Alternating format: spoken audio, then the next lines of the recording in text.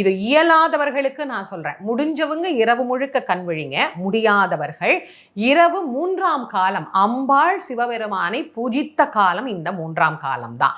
இந்த 3ஆம் காலத்துல 11:45 இருந்து ஒரு 12:15 12:30 வரைக்கும் கண் விழித்து ஒரே ஒரு வில்வமாவது அந்த நேரத்துல சிவபெருமானுக்கு வைத்து யார் ஒருவர் வழிபாடு செய்கின்றார்களோ அவர்களுக்கு இறைவன் எல்லா விதமான நலன்களையும் தருவார். பொதுவா சிவராத்திரி விரதம் எப்படி இருக்கணும் அப்படின்னா, நம் மனதிலே இருக்கக்கூடிய ஆணவத்தை எல்லாம் அகற்றி இந்த விரதத்தை இருக்கணும். நான் செய்கின்றேன். இப்போ எல்லாத்தையும் காட்டிலும் பக்தியில கூட இந்த நான் அப்படிங்கிற எண்ணம் புகுந்துருச்சு. நான் தான் இந்த கோயிலுக்கு இதை செஞ்சேன், நான் தான் இந்த கோயிலுக்கு அதை செஞ்சேன், நான் இந்த அபிஷேகத்துக்கு கொடுத்தேன், நான் இந்த விஷயம் பண்ணேன் அப்படின்னு. இந்த நான் என்பதை எப்போ நாம நம் மனதிலிருந்து நீக்கி இறைவனை அணுகுகிறோமோ அப்போது இறைவன் நம் அருகே வந்து நமக்கு எல்லா அருளும் புரிவார். அதனால இந்த சிவராத்திரி வழிபாட்டை செய்கின்ற போது